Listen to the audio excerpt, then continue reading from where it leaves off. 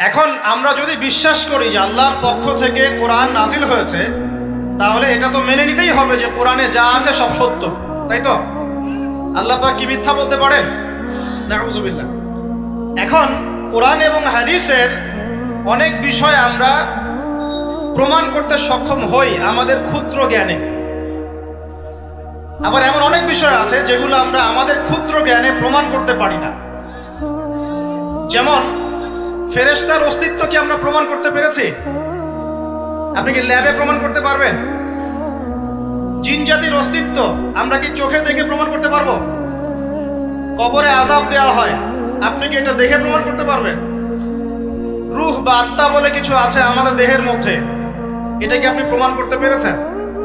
অনেক সময় মুমিন ব্যক্তি স্বপ্ন দেখে এবং স্বপ্নগুলো সত্য হয়, হয় কি না? এবং হাদিসে এসেছে শেষ জামানায় মুমিন ব্যক্তির স্বপ্ন কিন্তু সত্য হবে বেশি বেশি। তো এখন এই যে এমন কিছু বিষয় যেগুলো আমরা বাহ্যিক জ্ঞান দিয়ে প্রমাণ করতে পারছি না, এটা আল্লাহ রাব্বুল আলামিন বলেছেন এগুলো সত্য, আমরা চোখ বন্ধ করে বিশ্বাস করি কিনা? বিশ্বাস করেন কিনা? জান্নাত দেখেছেন? জাহান্নাম দেখেছেন? না দেখে বিশ্বাস করি কিনা? ইমানের কয়টা পিলার বলেন তো দেখে ভাই? কয়টা? ছয়টা। কয়টা? আল্লাহ বিশ্বাস, ফেরেশতাগণে বিশ্বাস, নবী রাসূলগণে বিশ্বাস, আসমানি কিতাব সমূহে বিশ্বাস, পরকালের জীবনে বিশ্বাস, তাকদীর বা ভাগ্যের ভালো মন্দে বিশ্বাস। এই ছয়টার মধ্যে শুধু কোরআন এবং মুহাম্মদ সাল্লাল্লাহু আলাইহি ওয়াসাল্লামকে বাদ দিয়ে আপনি কোনোটাই দেখেন না। দেখেছেন? আল্লাহকে দেখেছেন? ফেরেশতা মণ্ডলী, আগের আসমানি কিতাবগুলো, মুহাম্মদ সাল্লাল্লাহু আলাইহি ওয়াসাল্লামকে সাহাবীরা দেখেছেন, আপনি কি দেখেছেন? আগের নবী রাসূলদেরকে দেখেছেন? পরকালের জীবন দেখেছেন? তাকদীর বা ভাগ্যের ভালো মন্দ দেখেছেন? এই যে না দেখে যে আমরা বিশ্বাস করছি, এটার নাম হচ্ছে গায়েবে বিশ্বাস। কিসে বিশ্বাস? এটাই আল্লাহ পাক বলছেন আলিফ লাম মিম যালিকাল কিতাব লা রাইবা ফিহ। আলিফ লাম মিম এটা এমন একটা কিতাব যেই কিতাব নিয়ে কোনো সন্দেহ সংশয় নাই। হুদাল লিল মুত্তাকিন, এই কিতাব মুত্তাকিদেরকে পথ দেখাবে। কারা মুত্তাকি? আল্লাযীনা ইউমিনুনা বিল গায়বি, যারা এই অদৃশ্যে বিশ্বাস করে। বলেন সুবহানাল্লাহ। আল্লাহ পাকের আদেশ পালন করার নিমিত্তে, তার ইবাদত করার নিমিত্তে আমরা আল্লাহ পাকের এই আদেশগুলোকে না দেখেই বিশ্বাস করি।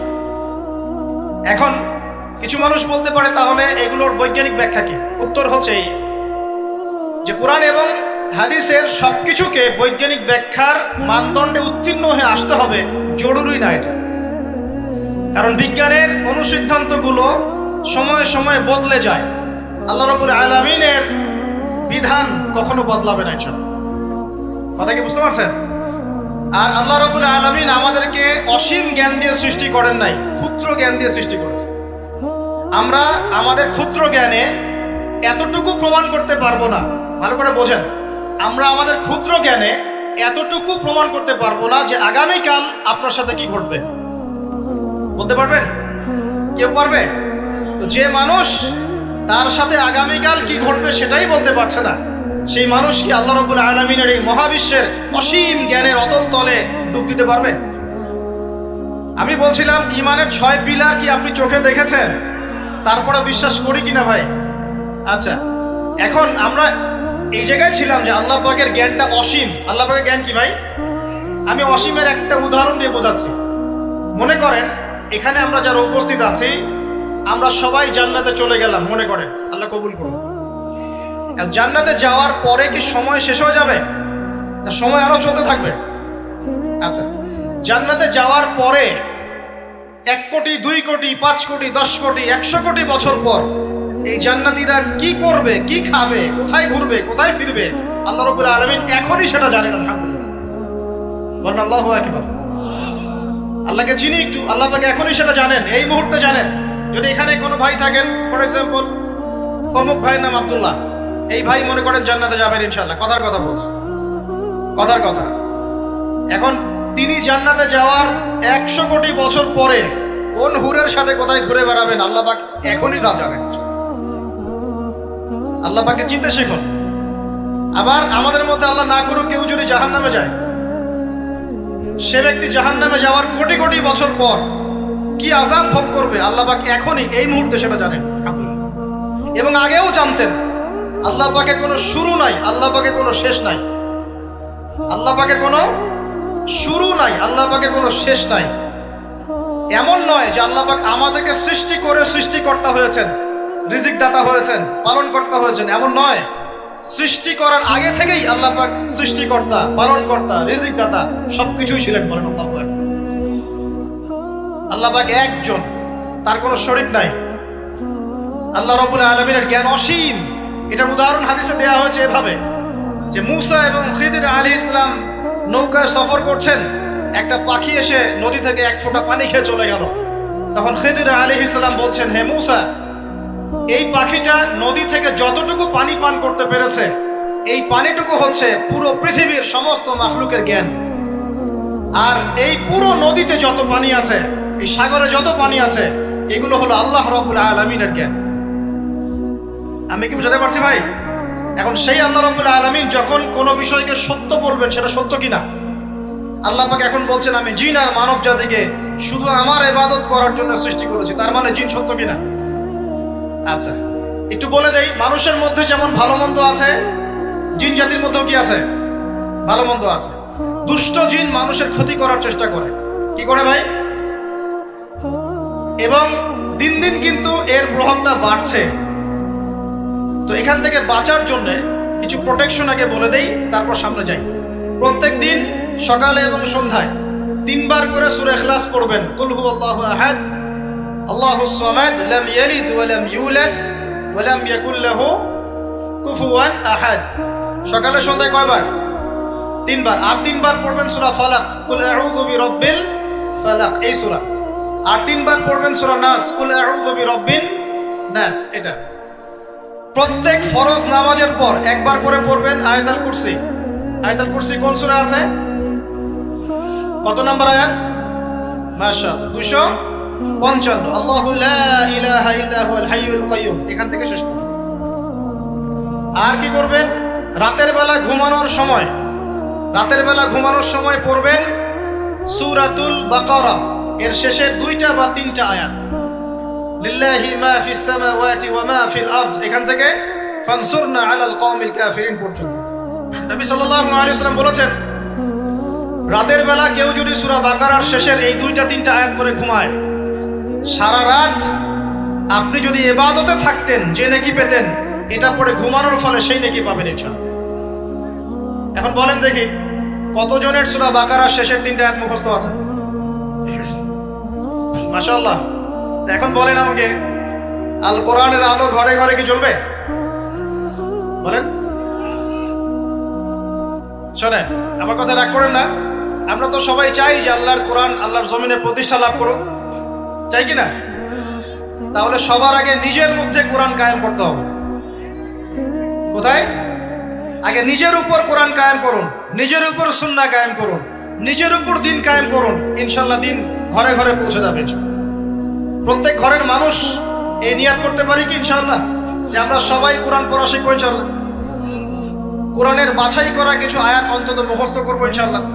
পুরা কোরআন তোমাদেরকে মুখস্থ করতে বলছি না, হয়তো অনেকে পারবে না, যারা পেরেছে তারা সৌভাগ্যবান, আলহামদুলিল্লাহ। কমপক্ষে সূরা বাকারার শেষের 3টা আয়াত পারবো না ভাই? আয়াতুল কুরসি পারবো না? সূরা ফালাক, সূরা নাস, সূরা ইখলাস, সূরা কাফিরুন, সূরা হাশরের শেষের 3টা আয়াত, সূরা কাহাফ এর প্রথম 10 শেষ 10 আয়াত, সূরা কাহাফ প্রথম 10 শেষ 10 আয়াত, সূরা সফফাত এর প্রথম 10 আয়াত, সূরা আর রহমান, সূরা ইয়াসিন, সূরা মুলক। এই যে কমন জিনিসগুলো, এগুলো মুখস্থ করতে পারবো না ভাই ইনশাআল্লাহ? আল্লাহ পাক সবাইকে তৌফিক দান করুন, বলি আমিন। আর এখন যারা বিয়ে শাদী করেন নাই, নিয়াত করেন যে আপনাদের ঘরে যে সন্তান আসবে, আচ্ছা সন্তানের আগে বউয়ে আসে নাকি? আচ্ছা, যারা বিয়ে শাদী করেন নাই নিয়াত করেন, দিনদার, মুত্তাকি, পরহেজগার, কোরআনওয়ালা মেয়ে ছাড়া বিয়ে করার দরকার নেই। বাস বাস বাস বাস বাস। শোনেন, এর মানে এই নয় যে খালি মাদ্রাসার মেয়েদেরকে বিয়ে করবেন, বরং এমন অনেক দিনী বোন আছেন আমাদের স্কুল কলেজ ইউনিভার্সিটিতে পড়েন, তারা অনেক বেশি দিন চর্চা করেন। মাশাআল্লাহ। আমি বলেছি কোরআনওয়ালা, দিনদার, পর্দাশীল নারী বিয়ে করবেন। এবং দ্বিতীয় নিয়াত করেন, যে সন্তানই হবে কমপক্ষে একটা সন্তানকে হাফেজে কোরআন বানাবেন ইনশাআল্লাহ, একটা সন্তানকে আলেম বানাবেন ইনশাআল্লাহ। আপনার মেয়ে হলে সেই মেয়েকে আয়েশা রাদিয়াল্লাহু আনহার মতো বানান ইনশাআল্লাহ। আপনার ছেলে হলে আপনার ছেলেকে আবু বকর, ওমর, ওসমান, আলী রাদিয়াল্লাহু আনহুম আজমাইন তাদের আদর্শে করে তোলেন ইনশাআল্লাহ। পারা যাবে না ভাই? যখন ঘরে ঘরে কোরআনওয়ালা মানুষ তৈরি হবে না, আল্লাহর জমিনে আল্লাহর দ্বীন এমনি প্রতিষ্ঠা হয়ে যাবে ইনশাআল্লাহ। বাতিল কোন দিক পালিয়ে যাবে? ঠিক নাই। সবকিছু শেষ আছে না বলেন তো? সবকিছু শেষ আছে। নমরুদ আছে না নাই? দুনিয়াতে আছে। মানুষ তার নামও স্মরণ করে। যখন সে দুনিয়া ছিল মনে হচ্ছিল দুনিয়াটাই তার, তখন মনে হচ্ছিল কি দুনিয়াটাই নমরুদের। ফেরাউন দুনিয়া আছে না নাই? আছে। তার নামও কি মানুষ স্মরণ করে? যখন ফেরাউনের রাজত্ব ছিল, যুগ ছিল, তখন মনে হতো যে পুরো দুনিয়াটাইও। কথা বুঝতে পারছেন না? এরকম প্রত্যেক যুগে যুগে। আজ জাতির নাম শুনেছেন? আজ জাতি এই তাল গাছের সমান লম্বা চওড়া ছিল এক একজন। বিশ্বাস করছেন না? তাল গাছের সমান লম্বা চওড়া ছিল এবং পাহাড় কেটে কেটে তারা বাড়িঘর নির্মাণ করত। তাদের কাছে আল্লাহ পাক নবী হিসেবে পাঠিয়েছিলেন হুদ আলাইহিস সালামকে। কোন নবী? সূরা হুদ পড়ে দেখবেন। আপনি যদি কবিতা, সাহিত্য, ছন্দ এগুলো পছন্দ করেন তাহলে সূরা হুদ আপনার জন্য। সুবহানাল্লাহ।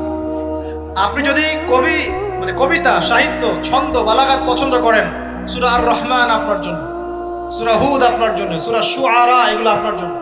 এত চমৎকার কাব্যিক বিন্যাস আছে, কবিতার ছন্দে ছন্দে উপন্যাস ব্যাখ্যা করা হয়েছে বলে। সুবহানাল্লাহ। মানুষ তো কোরআনকে মূল্যায়ন করে না।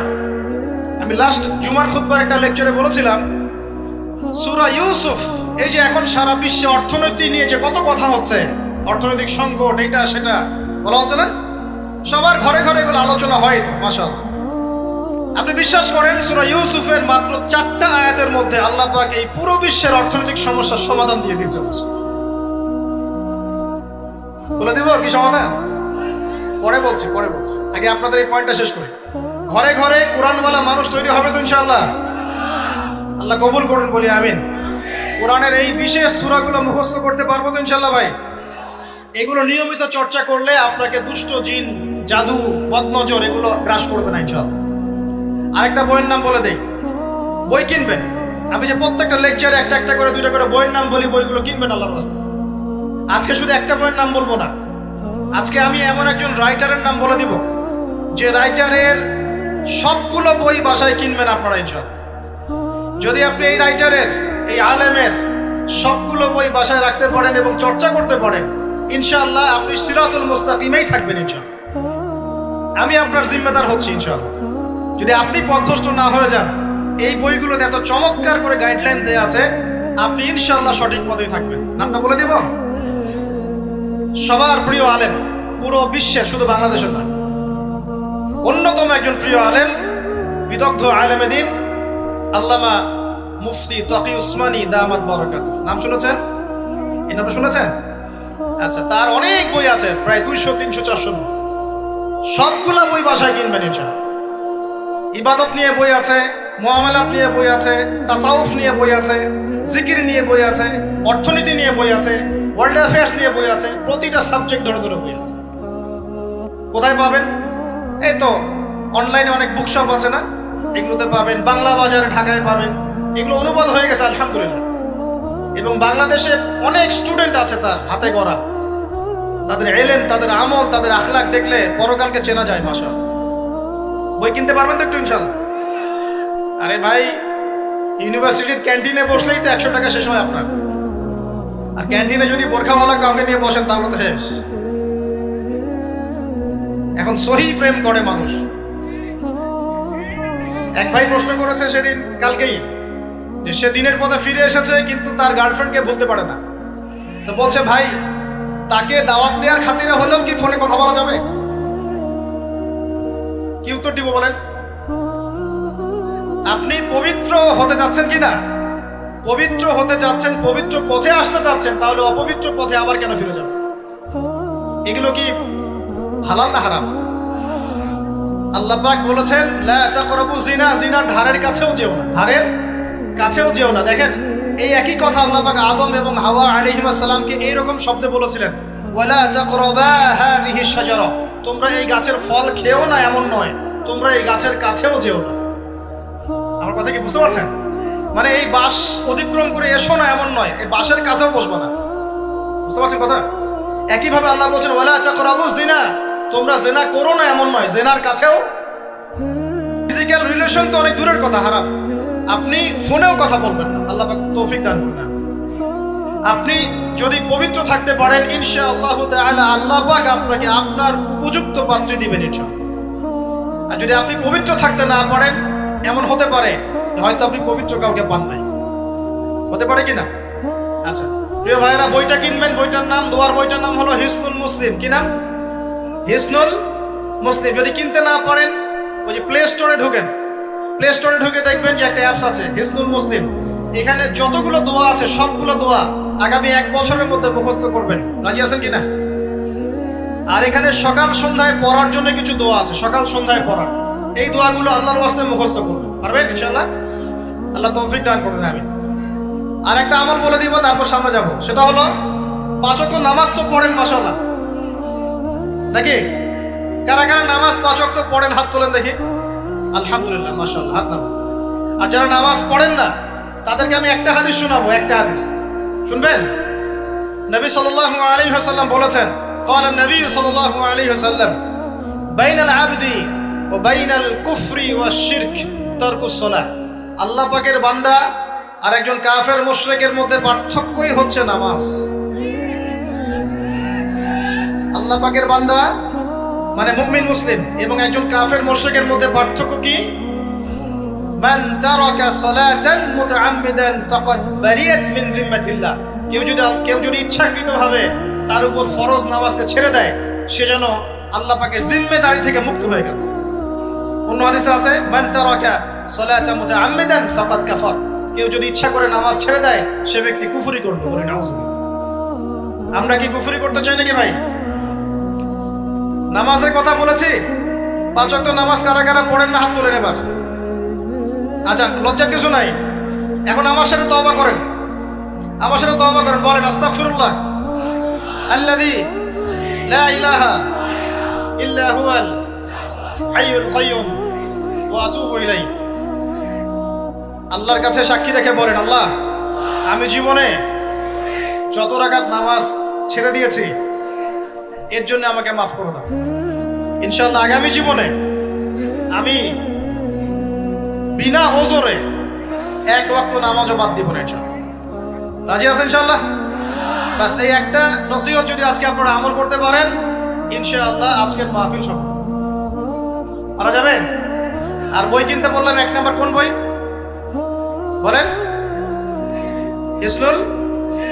আর কোন আলেমের নাম বলেছে? আল্লামা, জুড়ে বলেন। তার অনেকগুলো বই আছে, কেনার চেষ্টা করবেন তো ইনশাআল্লাহ। আল্লাহ পাক তৌফিক এনায়েত করুন, বলি আমিন। তাহলে আমরা সূরা যারিয়াতের 56 নম্বর আয়াতে কি শিখেছি ভাই? আল্লাহ রাব্বুল আলামিন আমাদেরকে সৃষ্টি করেছেন কেন? তার ইবাদত করার জন্য আছে। এখন আমাকে বলেন যে আল্লাহ পাকের ইবাদত করার জন্য আল্লাহ পাক এই দুনিয়াতে আমাদেরকে কত বছর সময় দিয়েছেন বলেন দেখি। সর্বোচ্চ কত হবে? সর্বোচ্চ 60, 70, 100 হতে পারে। এই তো। আমরা কি চিরস্থায়ী থাকবো এখানে না চলে যাব? আচ্ছা দুনিয়ার জীবনটা তাহলে কি? আল্লাহ পাক বলছেন আল্লাযী খালাকাল মাউতা ওয়াল হায়াতা লিয়াবলুয়াকুম আইয়ুকুম আহসানু আমালা। আল্লাহ পাক জীবন মৃত্যু সৃষ্টি করেছেন কেন? আল্লাহ পাক পরীক্ষা করার জন্য যে এই দুনিয়ার জীবনে আমলে কে শ্রেষ্ঠ, আমলে কে শ্রেষ্ঠ। দুনিয়ার জীবনে আসার উদ্দেশ্য পেয়েছি আল্লাহর ইবাদত করা, এখন পেলাম আল্লাহ জীবন মৃত্যু কেন সৃষ্টি করেছেন? আমলে পরীক্ষা করার জন্য যে কে শ্রেষ্ঠ হচ্ছে। আমাদের উদ্দেশ্য কি? আমাদের উদ্দেশ্য হচ্ছে পুলসিরাত পার হয়ে জান্নাতে যাওয়া। উদ্দেশ্য কি? পুলসিরাত পার হয়ে জান্নাতে যাওয়া। সূরা আলে ইমরানের 185 নম্বর আয়াতে আল্লাহ পাক বলেছেন কুল্লু নাফসিন যায়িকাতুল মাউত। প্রত্যেকটা নফস মৃত্যুর স্বাদ গ্রহণ করবে, এরপর কিয়ামতের মাঠে তাদের আজর তাদেরকে পূর্ণ মাত্রায় বুঝিয়ে দেওয়া হবে। আল্লাহ পাক বলেন ফামান যুহজিহা আনিন নারি ওয়া উদখিলাল জান্নাতা ফাকাদ ফাজ। ওই দিন যে ব্যক্তিকে জাহান্নাম থেকে বাঁচানো হবে এবং জান্নাতে প্রবেশ করানো হবে সেই ব্যক্তি হচ্ছে সফল। কথা ঠিক কিনা? তাহলে উদ্দেশ্য পেলাম তো, আমাদের গন্তব্য পেলাম তো। আমাদের গন্তব্য কি তাহলে? জান্নাত। এখন এই দুনিয়ার জীবনে আমরা সর্বোচ্চ হয়তো 100 বছর বাঁচবো, আল্লাহ ভালো জানেন, তাই তো? এই দুনিয়ার জীবনের এই হায়াতের সবচেয়ে ইম্পর্টেন্ট টাইমটা কোনটা বলেন? সবচেয়ে ইম্পর্টেন্ট টাইম কোনটা? যৌবন কিনা? যৌবন কাকে বলে? যৌবন কাকে বলে? কত বছর থেকে কত বছর পর্যন্ত? 20 থেকে 40, বা 15 থেকে 40, বা 20 থেকে 50, এই তো? আচ্ছা, এই বয়সের মধ্যে কারা কারা আছেন হাত তুলে দেখি। মাশাআল্লাহ, সবাই তো দেখি এই বয়সে হাত নামান। এখন এই বয়স সম্পর্কে আগে 2টা হাদিস শোনেন, আমার দিকে তাকান, তারপরে আমি বলছি অবস্থা কি, করণীয় কি। আমি বলেছি যুবকদেরকে কিছু নসিহত করবো আজকে, নিয়াত করেছি, ঠিক আছে ভাই? আচ্ছা, যুবকদের সম্পর্কে প্রথম হাদিস, রাসূল সাল্লাল্লাহু আলাইহি ওয়াসাল্লাম বলেছেন, কিয়ামতের মাঠে মানুষ যখন উঠবে, আমরা উঠবো কিনা? আচ্ছা, নাকি উঠবো না? যারা আগুনে পুড়ে গেছে তারা উঠবে কিনা? যারা পানিতে ডুবে গেছে, যাদের লাশও খুঁজে পাওয়া যায় নাই, উঠবে কিনা? উঠবে। আচ্ছা, যখন মানুষ উঠবে তখন তাকে 5টা প্রশ্ন করা হবে। কয়টা ভাই? এই 5টা প্রশ্নের আগে সে তার পা সামনেও ফেলতে পারবে না, পিছনেও ফেলতে পারবে না। আমরা কি একটু চিন্তা করতে পারছি কত ভয়ঙ্কর হবে বিষয়টা? এই সামান্য গরমে আমাদের অবস্থা খারাপ, সূর্য সেদিন সামনে নিচে, আর মানুষ উঠে দাঁড়িয়ে আছে, তাদেরকে 5টা প্রশ্ন করা হবে। যতক্ষণ পর্যন্ত প্রশ্নের উত্তর দিতে পারছে না, সামনেও যেতে পারবে না, পিছনেও আসতে পারবে না, পা নড়াতে পারবে না। 1, তোমার পুরো জীবনটা তুমি কোন কাজে ব্যয় করেছো? উত্তর কি রেডি আছে আমাদের কাছে? আমরা কি বলতে পারবো, হে আল্লাহ, আমরা আমাদের পুরো জীবন তোমার ইবাদত করে কাটিয়েছি? 2, তোমার যৌবন স্পেশালি তুমি কোন কাজে ব্যয় করেছো? তোমার যৌবন তুমি স্পেশালি কোন কাজে ব্যয় করেছো? যুবকরা কি উত্তর দেওয়ার জন্য প্রস্তুত আছে যে আমাদের যৌবন আমরা আল্লাহর পথে কাটিয়েছি? সবাই কি বলতে পারবো? 3 নাম্বার, তোমার রিজিকের উৎস কি ছিল? কোন পথে সম্পদ অর্জন করেছো? 4 নাম্বার, কোন পথে সম্পদ ব্যয় করেছো? কোন কোন খাতে সম্পদ ব্যয় করেছো? আমরা কি আমাদের আয় এবং ব্যয়ের হিসাব দেওয়ার জন্য প্রস্তুত? 5, তোমাকে আমি যে জ্ঞান দিয়েছিলাম সেই জ্ঞান অনুযায়ী আমল করেছো কিনা? আল্লাহ পাক আমাকে আপনাদের সবাইকে তৌফিক দান করুন, জানা অনুযায়ী আমল করার তৌফিক দান করুন। এই 5টা প্রশ্নের মধ্যে যৌবনকাল ইম্পর্টেন্ট কিনা ভাই? গুরুত্বপূর্ণ কিনা? মাথায় রাখি। সামনে একটা হাদিস শুনুন, রাসূল সাল্লাল্লাহু আলাইহি ওয়াসাল্লাম বলছেন যে এই কিয়ামতের মাঠেই 7 শ্রেণীর মানুষকে আল্লাহ পাক বিশেষ মেহমানদারির ব্যবস্থা করবেন, আরশের ছায়ায় ছায়া দিবেন ইনশাআল্লাহ। কোথায় ছায়া দিবেন? ওই দিন এই ছায়া ছাড়া অন্য কোনো ছায়া থাকবে না। নবী সাল্লাল্লাহু আলাইহি ওয়াসাল্লাম বলছেন তার মধ্যে প্রথম শ্রেণী হচ্ছে ইমামুন আদিল, ন্যায়পরায়ণ শাসক। ন্যায়পরায়ণ, আচ্ছা, ন্যায়পরায়ণ শাসকের একটা এক্সাম্পল দেই। মক্কার জাহেলি যুগে সাহাবীরা ঈমান নিয়ে এসেছেন, বাস তাদের উপর নির্মম নির্যাতন শুরু হয়ে গেছে, আবু জেহেল, আবু লাহাব, উতবা, শাইবা। তখন সাহাবীরা আল্লাহ রাসূলের কাছে এসে বলছেন, ইয়া রাসূলুল্লাহ, আপনি একটু বদদুয়া করেন, তাদের উপর বদদুয়া করেন, আমরা তো আর পারছি না। নবী সাল্লাল্লাহু আলাইহি ওয়াসাল্লাম বললেন, তোমরা মক্কা থেকে হিজরত করে হাবাসায় চলে যাও। কোথায়? হাবাসা। হাবাসা মানে হচ্ছে আবিসিনিয়া। আবিসিনিয়া মানে এখনকার ইথিওপিয়া, ইরিত্রিয়া। নাম শুনেছেন কি? বিশেষ কোচিং তো করছেন অনেকে। আফ্রিকা মহাদেশের একটা ছোট্ট দেশ ইরিত্রিয়া, ওখানে চলে যাও। তখন বলেছিলেন তিনি হাবাসায় চলে যাও। সাহাবীরা জিজ্ঞাসা করছেন হাবাসায় কেন?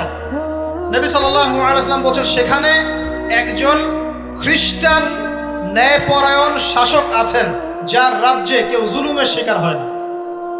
কি বললাম বলেন তো? হাবাসা কে আছেন? একজন মুসলিম না খ্রিস্টান? খ্রিস্টান ন্যায়পরায়ণ শাসক আছেন যার রাজ্যে কেউ জুলুমের শিকার, মুসলমান নন এমন একজন শাসকের প্রশংসা করে আমাদের নবীজি বললেন তার রাজ্যে কেউ জুলুমের শিকার হয়। সুবহানাল্লাহ। সাহাবীরা সেখানে হিজরত করলেন, নেতৃত্ব দিয়েছেন জাফর বিন আবি তালিব রাদিয়াল্লাহু আনহু। সেই সাহাবী বাদশা নাজাশী, তার নাম ছিল বাদশা নাজাশী, তার সামনে দাঁড়িয়ে সূরা মারিয়াম তেলাওয়াত করেছিলেন। ওই সূরা মারিয়ামে ইয়াহইয়া, জাকারিয়া, ঈসা, তার মা, এই গল্প ঘটনাগুলো আছে। এই সূরার তেলাওয়াত শুনে বাদশা নাজাশীর চোখ দিয়ে পানি পড়তে পড়তে দাড়ি ভিজে গিয়েছে। সুবহানাল্লাহ। শেষে তিনি ঈমান নিয়ে আসেন, মুসলমান হন, আলহামদুলিল্লাহ। আমাদের নবীজি তার জানাজার নামাজ পড়েছিলেন, আমাদের নবীজি তার গায়েবানা জানাজার নামাজও পড়েছেন। বলেন সুবহানাল্লাহ। এখানে একটা পয়েন্ট খালি বলতে চাই, একজন অমুসলিম শাসক সম্পর্কে আমাদের নবীজি মন্তব্য করেছিলেন তার রাজ্যে কেউ জুলুমের শিকার হয় না। আর আজকের দিনে সারা বিশ্বের কোনো কোনো ক্ষেত্রে মুসলিম শাসকদের ব্যাপারেও এই কথা বলা যায় না যে তার রাজ্যে কেউ জুলুমের শিকার হয়। আল্লাহ পাক বলছেন আরশের ছায়া আমি ছায়া দিব 7 শ্রেণীর মানুষকে। কয় শ্রেণী? তার মধ্যে প্রথম শ্রেণী হচ্ছে ইমামুন আদিল, ন্যায়পরায়ণ শাসক। আল্লাহ পাক আমাদের সমস্ত শাসকদেরকে ন্যায়পরায়ণ হওয়ার তৌফিক দান। 2 নাম্বার, সেই যুবককে আমি সেখানে আশ্রয় দিব যেই যুবক তার যৌবনকালটা আল্লাহর পথে কাটিয়ে দিয়েছে। এবার কি হাদিসটা আপনি পেয়েছেন? এর আগের হাদিস কি শুনলেন? পা নড়াতে পারবেন না যতক্ষণ পর্যন্ত এই প্রশ্নের উত্তর না দিচ্ছেন যৌবনকাল কোন পথে ব্যয় করেছেন। এখন যদি আল্লাহর পথে ব্যয় করেন তাহলে আরশের ছায়া ছায়া পাচ্ছেন আলহামদুলিল্লাহ।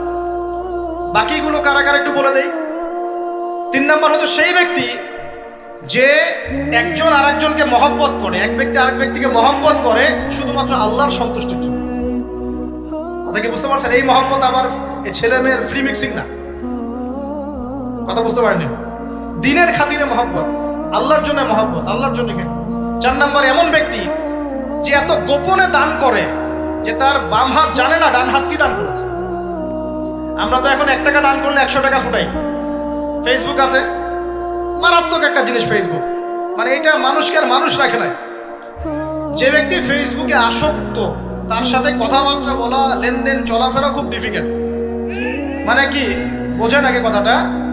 কেন ডিফিকাল্ট? কারণ সে এত বেশি আসক্ত এখানে যে পান থেকে চুন খসলে সে আপনাকে পাবলিকলি ধুয়ে রেখে দিবে।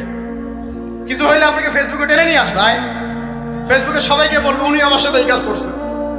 আপনি বলারও টাইম পাবেন না যে আপনি নির্দোষ। খুব মুশকিল না এগুলা? আল্লাহ মাফ করুক আমাদেরকে। এমন ভাবে দান করে যে বাম হাত জানে না ডান হাত কি দান করছে।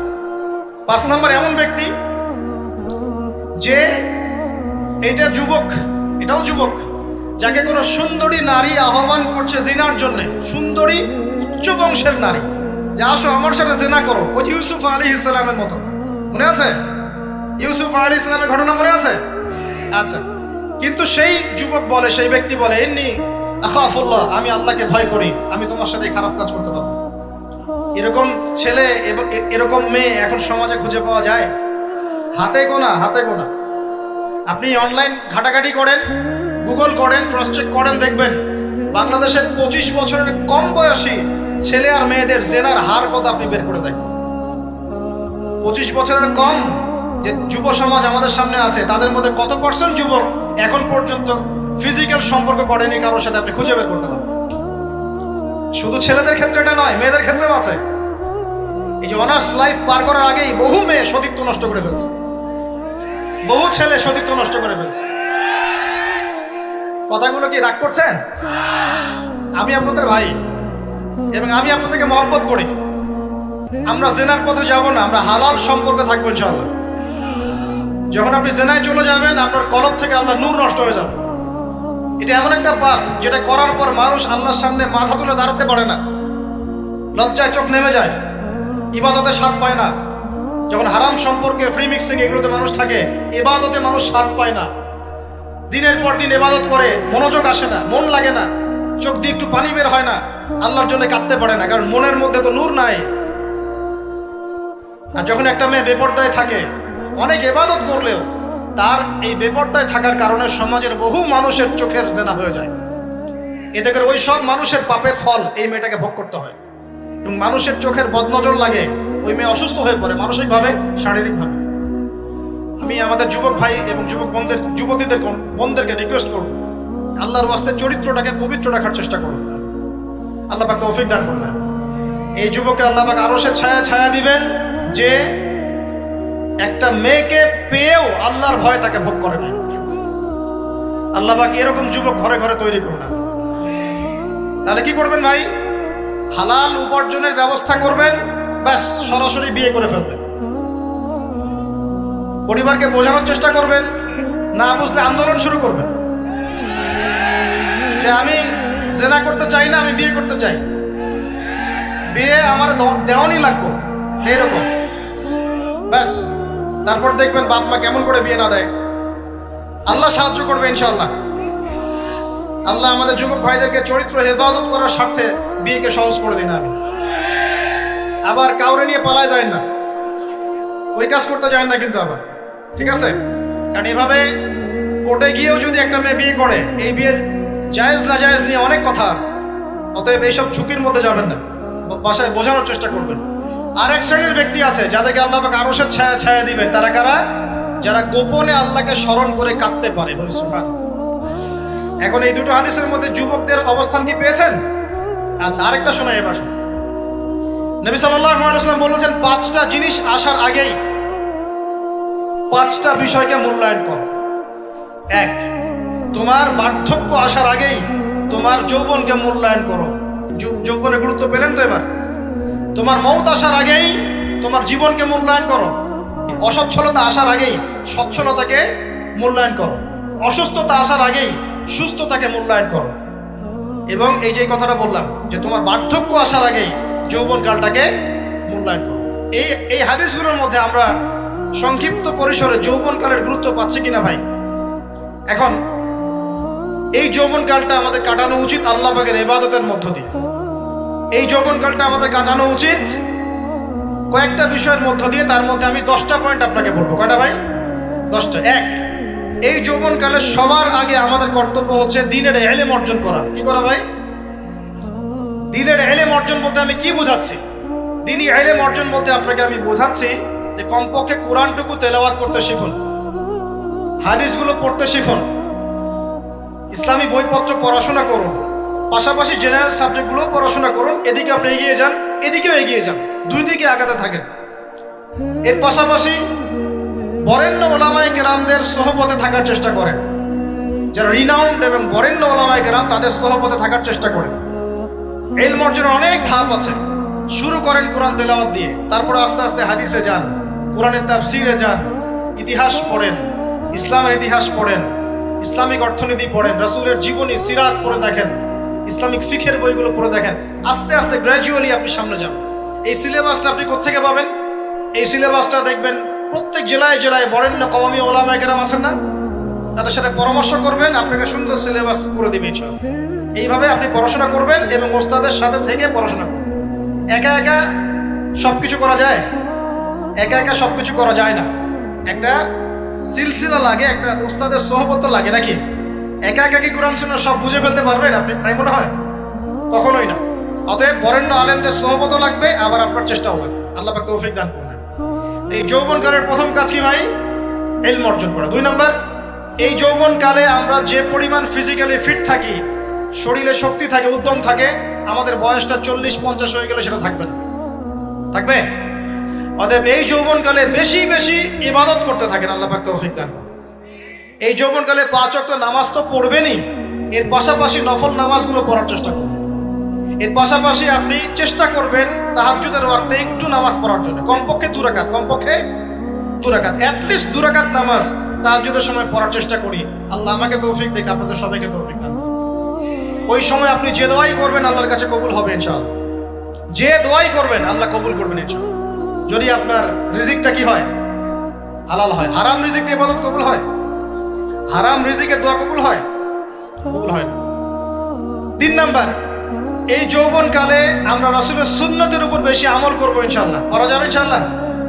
তাহলে নিয়াত করতে পারি যে ইনশাআল্লাহ চেহারাগুলো পরিবর্তন হবে। চেহারা পরিবর্তন মানে কি? হ্যাঁ, রাখা যাবে না? এখনো গজায় নাই। প্রত্যেক সপ্তাহে আপনাকে নবীর সুন্নতের উপর এরকম করে কুরবানি এবং জবাই করতে কে বলেছে? নবী সাল্লাল্লাহু আলাইহি ওয়াসাল্লামের সুন্নতকে জবাই করাটা কি ভালো কাজ? হ্যাঁ বলেন তো। আমরা তো এমন অনেক নাপিত ভাইদেরকে চিনি যারা এই ধরনের বক্তব্যগুলো শুনে আলহামদুলিল্লাহ জীবন পরিবর্তন করেছেন। তার দোকানে লিখে দিয়েছেন এখানে চুল কাটা হয়, দাড়ি শেভ করা হয় না। খুশি হন নাই? মুসলিমদের কথা বলছি, অমুসলিমদেরকে নিয়ে আমাদের চিন্তা নাই তো? চিন্তা আছে? একটা কথা মনে রাখবেন, একটু কথাটা মনের কান দিয়ে শোনেন। দাড়ি হচ্ছে একমাত্র ভিজিবল সুন্নত। দাড়ি হচ্ছে একমাত্র ভিজিবল সুন্নত। ভিজিবল মানে কি? যা দেখা যায়। দাড়ি একমাত্র ভিজিবল সুন্নত, দৃশ্যমান সুন্নত, যেটা নিয়ে আপনি আমি কবরে যাবো ইনশাআল্লাহ। আর কোন সাইন দেখে বোঝার বুদ্ধি নাই এই ব্যক্তি কত বড় মুসলিম, কত বড় সুন্নতের পাবন ছিল। খালি কপালের সেজদার দাগ আর চেহারার দাড়ি বাকি থাকবে। কথা বুঝতে পারছেন ভাই? নিয়াত করা যায় একটু দাড়ি ছেড়ে দিব, নাকি দাড়ি রাখলে চাকরি পাবেন না? দাড়ি রাখলে মেয়ে দিবে না নাকি? তো যে মেয়ে দাড়ি রাখলে বিয়ে করতে চায় না তাকে বিয়ে করারও দরকার নাই। আর দাড়ি রাখলে যে চাকরি আপনাকে ছাড়তে হয় ওই চাকরিও করার দরকার নেই। চাকরির মধ্যে সব রিজিক আপনার মনে হয়? রিজিকের সবচেয়ে বড় অংশ আছে কিসের মধ্যে? বিজনেসের মধ্যে। যারা বিজনেস করে তাদের আন্ডারেই লক্ষ লক্ষ মানুষ চাকরি করে। বাংলাদেশে যে ইকোনমিক সিস্টেম, এই ইকোনমিক সিস্টেমের মূলে কারা জানেন? ব্যবসায়ীরা। কারা? বড় বড় ব্যবসায়ীরা। এমন অনেক ব্যবসায়ী আছেন যাদের একজনের জাকাতের টাকা দিয়ে একটা গ্রামের মানুষকে খাওয়ানো যায়।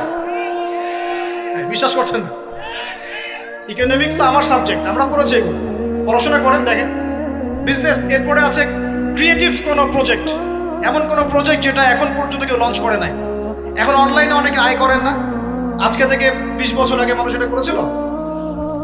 এখন অনেক মানুষ বাহির থেকে পড়াশোনা করে দেশে এসে এই যে ডেইরি প্রজেক্ট করছে, পোল্ট্রি করছে, নতুন নতুন অনেক প্রজেক্ট করছে না?